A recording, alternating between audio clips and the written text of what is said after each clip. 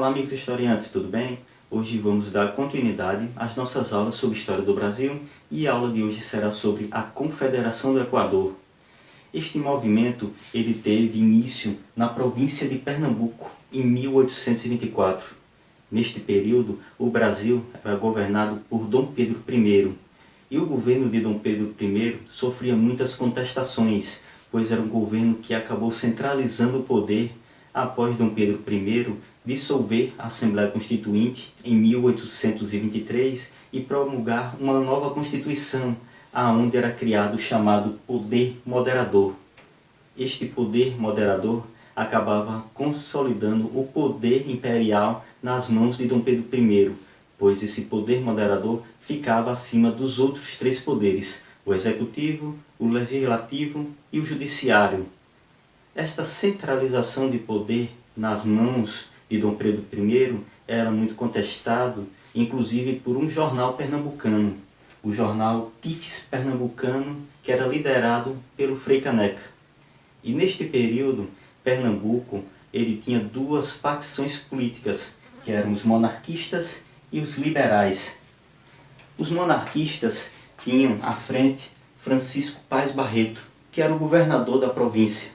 Já os liberais tinham como liderança Manuel Carvalho Paz de Andrade.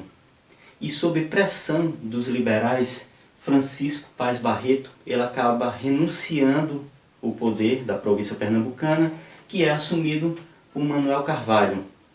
Logicamente, Dom Pedro I ele não aceita essa destituição do seu governador e acaba enviando os navios Piranga e Niterói sob o comando de John Taylor para reconduzir Francisco Paz Barreto ao governo. E ainda manda uma outra opção, que é José Carlos Mairinque da Silva Ferrão, um mineiro que é ligado aos liberais, para assumir o governo da província de Pernambuco. Contudo, os pernambucanos eles não aceitam nenhuma destas duas opções e querem que Manuel Carvalho continue à frente do governo. Neste período, o Brasil ainda lutava contra Portugal pela sua independência, e a notícia de um possível ataque português contra o Brasil faz com que John Taylor acabe abandonando Recife. E logo após John Taylor sair de Recife, proclamada a Confederação do Equador, que é um movimento separatista que desejava separar a região nordeste do Brasil. Esta Confederação do Equador ela acabou não tendo sucesso nos outros estados da região. Apenas Pernambuco, onde surgiu o movimento, o Ceará, que foi um dos outros focos onde ocorreu uma certa resistência contra a centralização do poder de Dom Pedro I, e algumas vilas da Paraíba aceitaram fazer parte da Confederação do Equador. E essa Confederação do Equador ela tinha como principais características a formação de uma república de caráter liberal, e aí vem um dos pontos que veio a causar uma cisão dentro do movimento, que eles desejavam a abolição dos escravos. E neste período, Pernambuco tinha como principal economia a plantação de algodão e de cana-de-açúcar, e a principal mão de obra desses dois tipos de plantio era exatamente a mão de obra escrava. E os senhores de latifúndio e senhores de engenho não desejavam perder essa mão de obra. Então se criou-se uma dissidência dentro da Confederação do Equador. Logicamente, Dom Pedro I, enquanto ainda havia essa negociação, ele preparou a reação. E era uma reação tanto militar, pois ele enviou forças para fazer um cerco naval contra Recife e Olinda, já que o movimento da Confederação do Equador em Pernambuco acabou ficando centralizado no litoral. E à medida que havia esse cerco ao litoral pernambucano, forças militares avançavam pelo interior dos sertões rumo ao litoral.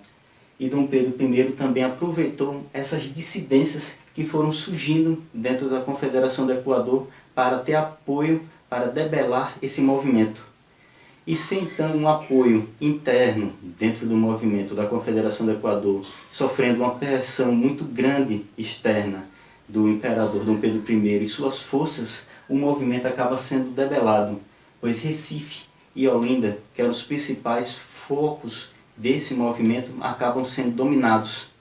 O Ceará, poucos meses depois, acaba também sendo dominado, e esse movimento da Confederação do Equador ele acaba sendo, por fim, extinto. Mas as punições impostas por Dom Pedro I acabam sendo punições exemplares, pois os líderes que acabaram sendo capturados, e aí nós lembramos que Manuel de Carvalho Paes de Andrade, ele acaba fugindo do Brasil. Ele era um dos líderes do movimento, mas na hora do vamos ver, do lutar, ele acaba fugindo do Brasil e buscar refúgio na Inglaterra, e os outros líderes que são capturados são condenados à morte. Entre eles está o Frei Caneca e o Padre Mororó. Esses dois acabam sendo executados como uma forma de dar exemplo para que nenhuma outra província ele venha a se levantar contra Dom Pedro I.